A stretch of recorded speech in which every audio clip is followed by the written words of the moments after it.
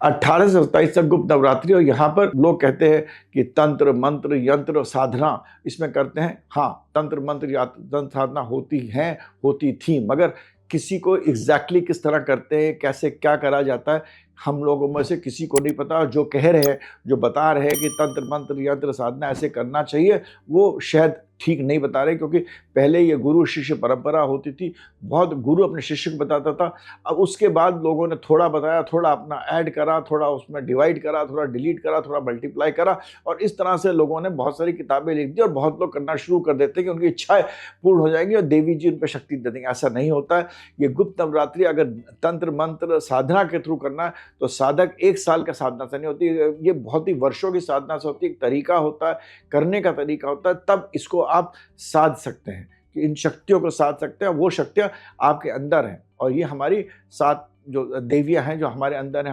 महाकाली है, काली माँ है, तारा है, त्रिपुरा सुंदरी है, भुवनेश्वरी है, भैरवी है, चिरमस्ता देवी है, आपके बगलामुखी देवी है, आपके धूमावती देवी है, कमला देवी और मातिंगा माँ है। ये माएँ आपके अंदर की, हमारे अंदर की शक्तियाँ हैं। इनमें से जो देवी हम सबको कंट्रोल करती हैं, इन सबको बैलेंस बना के रखती हैं, वो भैरवी हैं। मगर इन सबके जो आप रूप देखे देते हैं, बहुत ही भयावी रूप देखते हैं, स्कल्स देखते हैं, खून निकल रहा है, वो तांत्रिक विद्याएं हैं, शव के ऊपर खड़ी हुई हैं। मगर ये सब चीज़ें इनको जो हमारे ऋषि मुनि जो पहले थे, उन्होंने इमेजिन करा, उनको ऐसा सोचा, साधनाएं करी। और ये साधना सबसे पहले ऋषि वशिष्ठ ने करी थी, जाकर कामाख्या में। वहाँ पर उनको नहीं मिला तो फिर वो उनको देवी माँ ने कहीं और बोला करने के लिए। बहुत बड़ा, आप अगर इसको पढ़िए तो उसके पीछे बहुत बड़ी एक माइथोलॉजिकल स्टोरी है। एक पूरा ऋषि वशिष्ठ ने उसका पूरा विवरण करा है, और उनको उस शक्तियों को प्राप्त हुई थी उस समय, जो हम और आप नहीं कर सकते हैं। तो इस समय सबसे अच्छी चीज़ जो आप कर सकते हैं, जो ये 9 दिन है, इसमें आप जो शेष जो माँ, इसमें जो सबसे ज़्यादा शक्ति माँ होती है, जो जिसको मैंने समझ पाया वो पढ़ करने के बाद, इसके अंदर जो माँ मातिंगा जो होती है, उनकी शक्ति सबसे ज़्यादा इस समय, ऊर्जा सबसे ज़्यादा इस समय होती है। और माँ मातिंगा क्या है, सरस्वती जी का ही रूप है।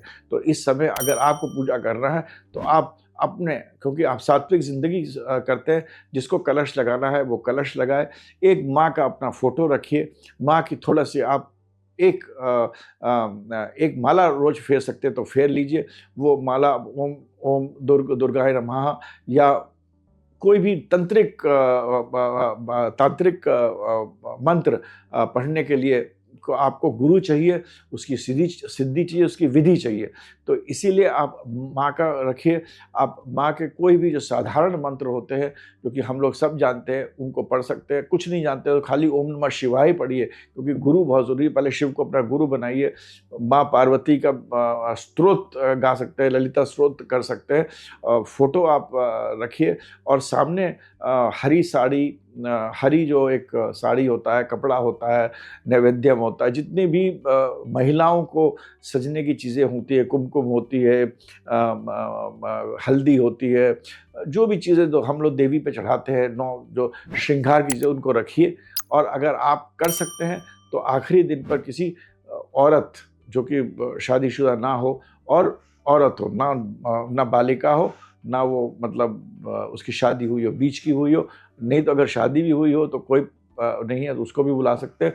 उसको बुलाकर खिलाकर उसको आप वो दान दे दीजिए। वो नहीं दे सकते हैं तो किसी मंदिर में जाकर वो चीज़ें जाके चढ़ा दीजिए।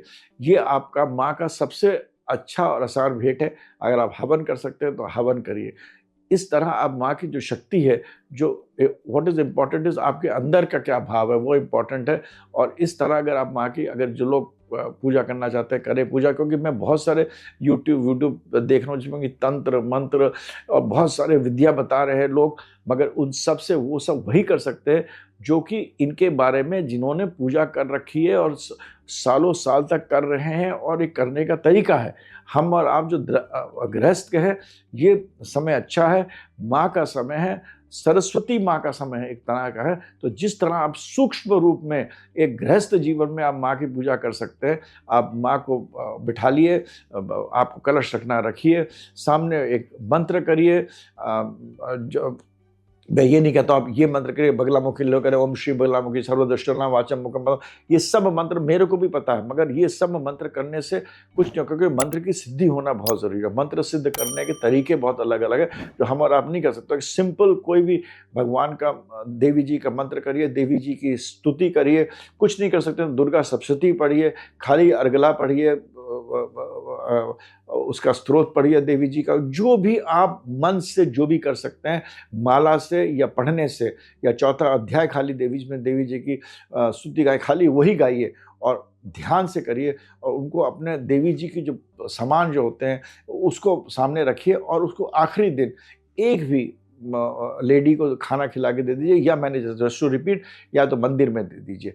तो इस भावना से अगर आप करना चाहते हैं तो एक सिंपल वे में, सात्विक रूप में, क्योंकि हम लोग गृहस्थ में हैं, उनकी आप पूजा करिए। अगर आपने अपने घर के अंदर तंत्र मंत्र यंत्र का आधा अधूरा करा तो वो आपके लिए गलत होगा। It will produce wrong energy, wrong consciousness, जो आपको नेगेटिविटी आपको दे सकती है। तो इसीलिए साधारण रूप से, साधारण तरीके से इसका मंत्र करिए। और मेरे हिसाब से अगर आप लोग कुछ भी नहीं कर सकते तो आप चले जाइए माँ कामाख्या में, चले जाइए। माँ कामाख्या का भी, जहाँ तक मैं जानता हूँ, माँ कामाख्या का जगह है वहाँ पर, मगर वो पूरी जगह जो है वहाँ पर एक बार उतर जाइए तो नील पर्वत में वशिष्ठ जी ने पूजा करी थी। एक बार वहाँ उतर जाइए, उतर के वहाँ थोड़ी देर एक दिन रह लीजिए, बैठ जाइए, उससे ही आपको उतनी शक्ति आ जाएगी। या किसी और शक्तिपीठ में आप चले जाइए, वहाँ पर आप माँ का ध्यान करिए और एक रात्रि रुकिए, पूजा करिए, वापस आ जाइए। That energy will be much more, and this is the time when energy is very high, जिसको आप यूज़ कर सकते हैं। तो ये है गुप्त नवरात्रि का पूजा करने की विधि, जो मैं समझता हूँ मेरे तरीके से, जो मैं सोच रहा हूँ और जो मैंने पढ़ा है। और इसका जो एक सारांश है वो इस तरह आप करिए तो आपके लिए भी अच्छा रहेगा, और संपूर्ण मानव कल्याण के लिए, जन कल्याण के लिए भी अच्छा रहेगा। बहुत बहुत धन्यवाद। जय माता की।